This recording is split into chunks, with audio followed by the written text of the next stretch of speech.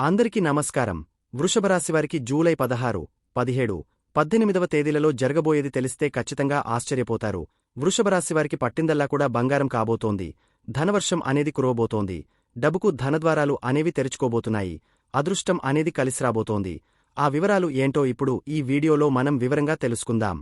Video ఎక్కడ skip చేయొద్దండి. చివరి వరకు చూస్తేనే అసలు మీకు ఎటువంటి అదృష్టం పట్టబోతోంది అని చెప్పి కూడా పూర్తిగా అర్థమవుతుంది. వీడియోలోకి వెళ్లే ముందు మా చిన్న రిక్వెస్ట్ ఏంటంటే, ఇంతకుముందు మా ఛానల్ మీరు సబ్స్క్రైబ్ చేసుకోకపోతే సబ్స్క్రైబ్ చేసుకోండి.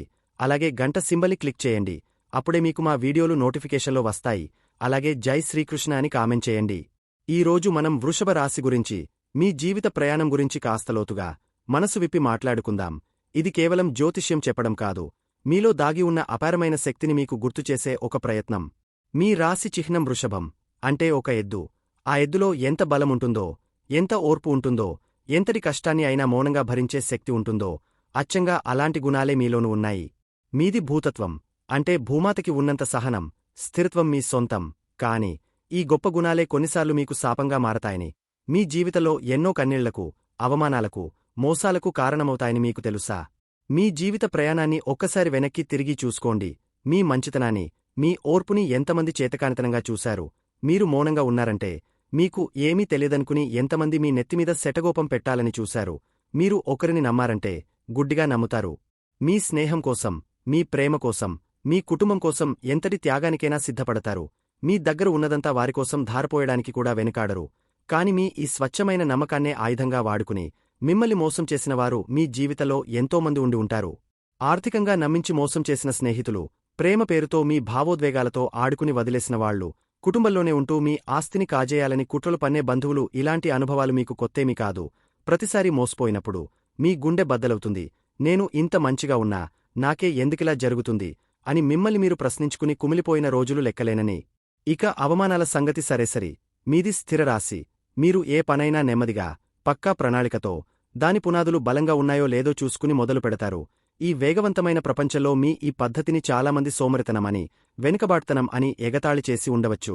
ఆఫీసులో మీపై అధికారి ఇంకా అవలేదా అని అందరి ముందు అడిగినప్పుడు, ఇంట్లో వాళ్లే నీతో ఇదేరా సమస్య, ఏదీ చురుగా చేయవు అని అన్నప్పుడు, మీరు ఎంత నరకాన్ని అనుభవించారో మీ మనస్సాక్షికి మాత్రమే తెలుసు. మీరు చేసే పనిలో ఉన్న నాణ్యత, దాని వెనుక ఉన్న మీ శ్రమ వారికి కనిపించవు. వారికి కనిపించేదల్లా పైపై వేగం మాత్రమే. ఈ అవమాన భారాన్ని మీరు ఎవరితోనూ పంచుకోలేరు. ఒక అగ్నిపర్వతంలా అన్నింటినీ మీలోనే దాచుకుంటారు. మీరు చాలా నిజాయితీపరులు. కుట్రలు, కుతంత్రాలు, రాజకీయాలు మీకు అస్సలు తెలియవు. ఎదుటివారు కూడా మీలాగే సూటిగా ఉంటారని మీరు నమ్ముతారు. కాని ప్రపంచం అలా ఉండదు కదా. మీ ఈ నిష్కపటమైన స్వభావాన్ని ఆసరాగా తీసుకుని మీ చుట్టూ ఎన్నో కుట్రలు జరిగి ఉంటాయి. మీకు రావాల్సిన ప్రమోషన్ను వేరొకరు తనుకుపోవడం, మీరు చెప్పిన ఐడియాను కాపీ కొట్టి వేరొకరు పేరు తెచ్చుకోవడం, కుటుంబంలో మీమీద లేనిపోనివి కల్పించి చెప్పి మిమ్మల్ని చెడ్డవాళ్లను చేయడం, ఇలాంటి కుతంత్రాల వలలో మీరు ఎన్నోసార్లు చిక్కుకుని ఉంటారు. ఎవరు మిత్రులో, ఎవరు శత్రువో తెలియని ఒక అయోమయంలో పడిపోయి ఒంటరిగా పోరాటం చేసి ఉంటారు. ఆ సమయంలో మీకు అండగా నిలిచేవారు కూడా కరువై, ఈ ప్రపంచంలో నేను ఒంటరివారిని అనే భావన మీలో బలంగా నాటుకుపోయి ఉంటుంది. మీరు పట్టుదలకు మారుపేరు. ఒకసారి ఒక పని చేయాలని నిర్ణయించుకుంటే దాని పూర్తి చేసేవరకు వదలరు. ఇది మీ గొప్ప బలం. కాని కొన్నిసార్లు ఇదే మీ బలహీనత కూడా. తప్పుడు మార్గంలో వెళ్తున్నామని తెలిసినా, ఒక వ్యక్తి మనల్ని మోసం చేస్తున్నాడని స్పష్టంగా కనిపిస్తున్నా, లేదు నేను వాళ్లని మార్చగలను, లేదు ఈ దారిలోనే నేను విజయం సాధించాలి అనే మొండి పట్టుదలతో ముందుకు వెళ్తారు. ఆ బంధాన్ని, ఆ పనిని వదిలించుకోలేక అందులోనే మగ్గిపోతూ విలువైన సమయాన్ని, శక్తిని వృధా చేసుకుంటారు. మిమ్మల్ని మీరు ఎక్కువగా శిక్షించుకుంటారు. మారాల్సింది ఎదుటివారు, లేదా మీరు ఎంచుకున్న మార్గమని తెలుసుకోలేక మీలోనే లోపం ఉందని బాధపడతారు. ఇప్పటివరకు నేను చెప్పింది మీ జీవితంలో జరుగుతున్న వాస్తవాలు. ఇవి వింటుంటే అవును, ఇదంతా నా కథే అని మీకు అనిపిస్తూ ఉండవచ్చు. కాని ఇప్పుడు నేను అసలు విషయం చెప్పబోతున్నాను. మీ నాణెనికి ఇది ఒకవైపు మాత్రమే. ఇప్పుడు మనం రెండో వైపు చూద్దాం. గుర్తుపెట్టుకోండి, వజ్రం కూడా ఒక బొగ్గు ముక్కే. విపరీతమైన ఒత్తిడికి, వేడికి గురైనప్పుడే అది ప్రకాశవంతమైన వజ్రంగా మారుతుంది. మిమ్మల్ని మోసం చేసిన ప్రతివాడు మీకు ఒక విలువైన పాఠం నేర్పించాడు. ఎవరిని నమ్మాలో, ఎవరిని నమ్మకూడదో ఆ పాఠం మీకు నేర్పించాడు. మిమ్మల్ని అవమానించిన ప్రతి సంఘటన మీలో పట్టుదలను మరింత పెంచింది. ఎవడైతే నన్ను చూసి నవ్వాడో వాడిచేతనే చప్పట్లు కొట్టించాలి అనే కసిని మీలో రగిలించింది. మీపై జరిగిన ప్రతి కుట్ర మిమ్మల్ని మరింత తెలివైన వారిగా, మరింత జాగ్రత్తపరులుగా మార్చింది.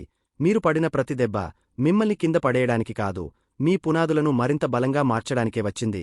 మీకున్న అతిపెద్ద ఆయుధం మీ సహనం. ఈ ప్రపంచంలో ఎవరూ మీ అంత ఓర్పుగా వేచి చూడలేరు. అందరూ 100 మీటర్ల పరుగు పందెంలో పరిగెడితే మీరు మారథాన్లో పరిగెత్తే యోధులు. మొదట అందరూ మిమ్మల్ని దాటి వెళ్ళిపోవచ్చు, కాని చివరికి నిలకడగా నిలిచి గెలిచేది మీరే. అవకాశాలు మీకోసం వెతుక్కుంటూ రావు, మీరే అవకాశాలను సృష్టించుకుంటారు. ఎలా అంటారా? మీ కష్టపడే తత్వం, మీ నిజాయితీ, మీ స్థిరత్వమే మీకు అవకాశాలను సృష్టిస్తాయి. మీరు ఒకచోట స్థిరంగా, నిజాయితీగా పనిచేస్తే మొదట మిమ్మల్ని ఎవరూ గుర్తించకపోవచ్చు. కాని కాలం గడిచేకొద్దీ ఈ వ్యక్తి నమ్మదగినవాడు, ఇతని చేతిలో పని పెడితే మోసం జరగదు అనే పేరు మీకు వస్తుంది. ఆ పేరు, ఆ నమ్మకమే మీకు అతిపెద్ద అవకాశాలను తెచ్చిపెడతాయి. మీ రాస్యాధిపతి శుక్రుడు, కళలకు, ప్రేమకు అధిపతి. మీలో అద్భుతమైన సృజనాత్మకత దాగి ఉంది. మోసాలు, అవమానాలతో కఠినంగా మారిపోయిన మీ మనస్కు ఆ కళతోనే మందు వేయండి. మీకు నచ్చిన సంగీతం వినండి, బొమ్మలు గీయండి, మొక్కలు పెంచండి, చక్కగా వంట చేయండి. మీ సృజనాత్మకతకు పదును పెట్టండి. ఫ్యాషన్, డిజైనింగ్, కళలు, ఆహారం, విలాసవంతమైన వస్తువులకు సంబంధించిన రంగాలలో మీకు అద్భుతమైన అవకాశాలు లభిస్తాయి. మీరు గాలిలో మేడలు కట్టరు, ఇటుక పేర్చి పటిష్టమైన సామ్రాజ్యాలను నిర్మిస్తారు. మీ స్థిరత్వం, మీ ప్రాక్టికల్ ఆలోచనా విధానం మిమ్మల్ని రియల్ ఎస్టేట్, వ్యవసాయం, బ్యాంకింగ్, ఫైనాన్స్ వంటి రంగాలలో ఉన్నత శిఖరాలకు చేర్చుతాయి. ఇకనుంచి మీరు చేయాల్సింది ఒక్కటే, మీ మంచితనాన్ని, మీ ఓర్పుని కాపాడుకుంటూనే దానికి కొంచెం తెలివిని, జాగ్రత్తను జోడించండి. గుడ్డిగా ఎవరిని నమ్మకండి. ఎవరికైనా సహాయం చేసే ముందు వారి యోగ్యతను 1కి 2 సార్లు పరిశీలించండి. నో చెప్పడం నేర్చుకోండి. మీకు ఇష్టం లేని పనిని, మీకు నష్టం కలిగించే బంధాన్ని మొహమాటం కోసం మోయకండి. మిమ్మల్ని మీరు ప్రేమించుకోవడం ప్రారంభించండి.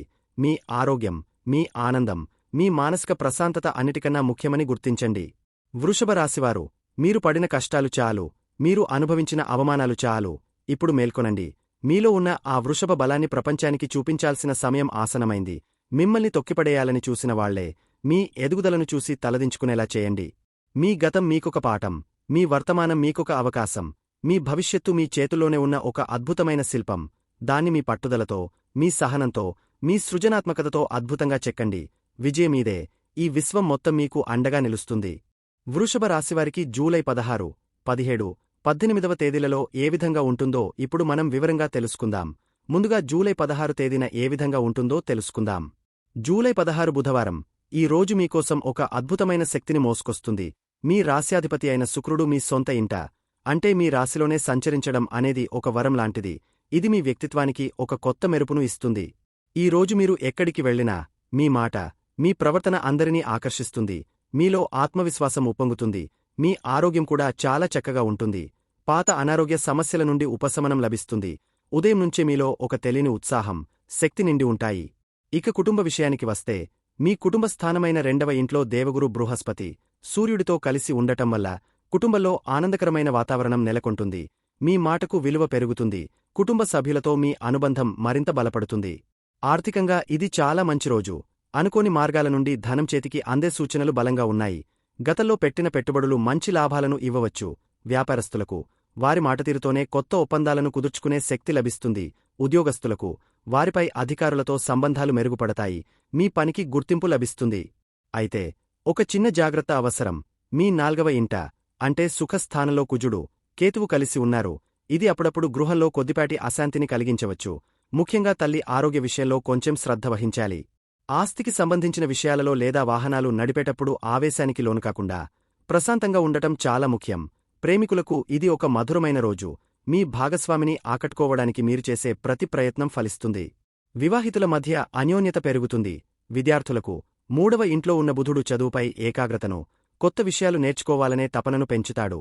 మొత్తమీద ఈ రోజు చిన్న చిన్న జాగ్రత్తలు తీసుకుంటే విజయమీదే. జూలై 17 గురువారం. నిన్నటి సానుకూల శక్తి ఈ రోజు కూడా కొనసాగుతుంది. దానికి మరికొంత ధైర్యం తోడవుతుంది. ఈ రోజు ఒక ముఖ్యమైన మార్పు జరుగుతోంది.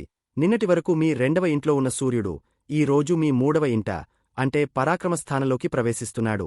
అక్కడ ఇప్పటికే ఉన్న బుధుడితో కలవడం వల్ల బుధాదిత్య యోగం ఏర్పడుతుంది. ఇది మీకు అపారమైన ధైర్యాన్ని, ఆత్మవిశ్వాసాన్ని ఇస్తుంది. మీరు ఎప్పటినుండో చేయాలనుకుంటున్న ఒక సాహసోపేతమైన పనిని ప్రారంభించడానికి ఇది సరైన సమయం. ఉద్యోగస్తులకు ఈ రోజు మీ కమ్యూనికేషన్ స్కిల్స్ అద్భుతంగా పనిచేస్తాయి. మీటింగ్స్లో, ప్రజెంటేషన్స్లో మీ వాక్చాతుర్యంతో అందరినీ మెప్పిస్తారు. మీ సహోద్యోగుల నుండి పూర్తి సహకారం లభిస్తుంది.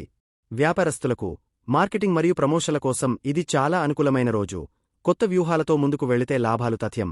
ఆర్థికంగా మీ లాభస్థానంలో ఉన్న శనిదేవుడు మీకు స్థిరమైన ఆదాయాన్ని అందిస్తాడు. గురుడి ప్రభావం వల్ల ధన ప్రవాహం నిలకడగా ఉంటుంది, కుటుంబంలో సంతోషం వెల్లివిరుస్తుంది. మీ ఆరోగ్యం చాలా బాగుంటుంది, మీలో శక్తిస్థాయిలు ఎక్కువగా ఉంటాయి. అయితే నిన్న చెప్పినట్టుగానే 4వ ఇంట్లో కుజకేతువుల ప్రభావం ఇంకా ఉంది కాబట్టి ఇంటి విషయాలలో, ముఖ్యంగా భూమి లేదా వాహన సంబంధిత విషయాలలో తొందరపాటు నిర్ణయాలు తీసుకోవద్దు. ప్రయాణాలు చేసేటప్పుడు జాగ్రత్త వహించండి. ప్రేమికులకు మీ ధైర్యం మీ ప్రేమను వ్యక్తపరచడానికి సహాయపడుతుంది. వివాహితులు ఒకరికొకరు మద్దతుగా నిలబడతారు. భవిష్యత్ ప్రణాళికల గురించి చర్చిస్తారు. విద్యార్థులు పోటీ పరీక్షలలో విజయం సాధించడానికి ఈ బుధాదిత్య యోగం ఎంతగానో సహకరిస్తుంది. మీ తెలివితేటలు పదునెక్కుతాయి. ఈ రోజు మీ ధైర్యమే మీకు ఆయుధం. దాన్ని సరైన మార్గంలో ఉపయోగించి ముందుకు సాగండి. జూలై 18వ శుక్రవారం రోజు ఒక ప్రత్యేకమైన రోజు. ఎందుకంటే ఈ రోజు చంద్రుడి సంచారం మీ భావోద్వేగాలపై 2 రకాల ప్రభావాలను చూపిస్తుంది. రోజు ప్రథమార్థంలో చంద్రుడు మీ వ్యయస్థానమైన 12వ ఇంట్లో సంచరిస్తాడు. దీనివల్ల ఉదయం పూట కొద్దిగా మానసిక ఆందోళన, తెలియని ఖర్చులు లేదా నిద్రలేమి వంటివి ఎదురుకావచ్చు. ఈ సమయంలో ముఖ్యమైన నిర్ణయాలు తీసుకోవడం లేదా పెద్ద మొత్తంలో పెట్టుబడులు పెట్టడం వంటివి చేయకపోవడమే మంచిది. ప్రశాంతంగా ఉండటానికి ప్రయత్నించండి. ధ్యానం లేదా సంగీతం వినడం సహాయపడుతుంది. అయితే మీరు నిరుత్సాహపడాల్సిన అవసరం లేదు. ఎందుకంటే మధ్యాహ్నం తర్వాత పరిస్థితి పూర్తిగా మారిపోతుంది. చంద్రుడు మీ రాశిలోకి, అంటే మీ మొదటి ఇంట్లోకి ప్రవేశిస్తాడు. అక్కడ ఇప్పటికే మీ రాశ్యాధిపతి శుక్రుడు ఆనందంగా కూర్చుని ఉన్నాడు. శుక్రచంద్రుల ఈ కలయిక అద్భుతమైనది. ఇది మీ మనస్కు ప్రశాంతతను, ఆనందాన్ని ఇస్తుంది. ఉదయమున్న గందరగోళం తొలగిపోయి మీలో ఒక కొత్త ఉత్సాహం, స్పష్టత వస్తాయి. ఆరోగ్యం మెరుగుపడుతుంది. మీ ముఖంలో కళ ఉట్టిపడుతుంది. ఈ సానుకూల మార్పు మీ అన్ని రంగాలపై ప్రభావం చూపుతుంది.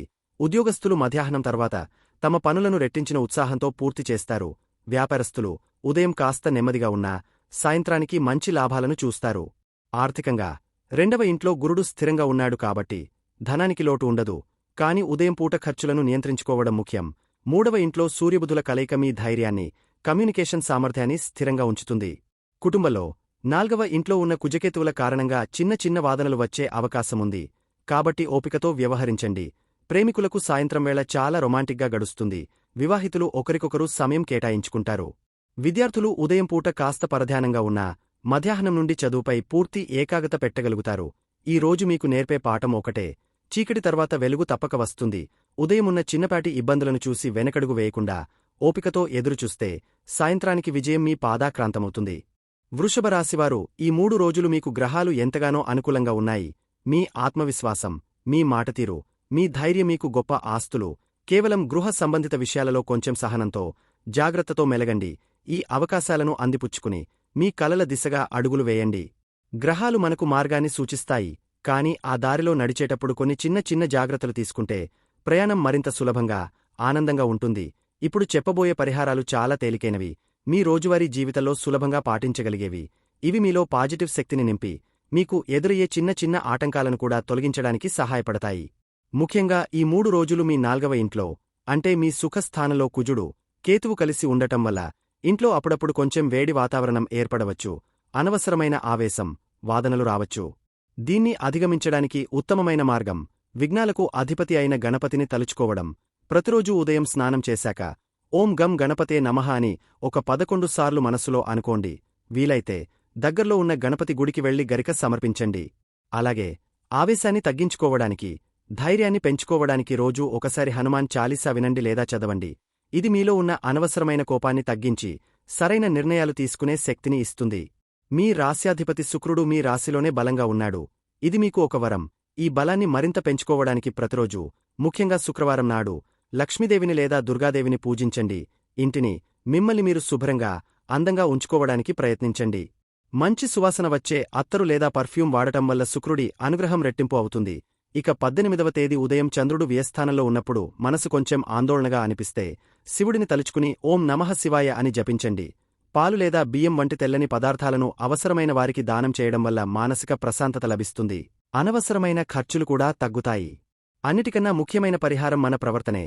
ఈ 3 రోజులు మీ తల్లితో లేదా తల్లి లాంటివారితో చాలా ప్రేమగా, గౌరవంగా మాట్లాడండి. వారి ఆశీస్సులు మీకు రక్షణ కవచంలా పనిచేస్తాయి. వాహనాలు నడిపేటప్పుడు తొందరపాటు వద్దు, ప్రశాంతంగా ఉండండి. మీ ఇంటి ఆవరణలో పక్షులకు కొన్ని గింజలు, నీళ్లు పెట్టండి.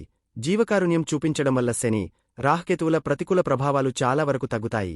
గుర్తుంచుకోండి, ఈ పరిహారాలు మీలో ఆత్మవిశ్వాసాన్ని నింపడానికే. నమ్మకంతో, సానుకూల దృక్పథంతో ఈ చిన్న పనులు చేస్తే ఈ రోజులు మీకు తప్పకుండా విజయవంతంగా, ఆనందంగా గడిచిపోతాయి. ఇక వృషభరాశివారికి ఎలా ఉండబోతుంది చూశారు కదండి. ఈ వీడియో గనక మీకు నచ్చినట్లయితే ప్లీజ్ లైక్ చేసి మీ ఫ్రెండ్స్కి షేర్ చేయండి. అలాగే జై శ్రీకృష్ణ అని కామెంట్ చేయండి. అలాగే మా కొత్త వీడియోలు మీకు వెంటనే చేరాలంటే మా ఛానల్ను సబ్స్క్రైబ్ చేసుకుని పక్కనే ఉన్నటువంటి బెల్ ఐకాన్ని ప్రెస్ చేయండి. ధన్యవాదములు.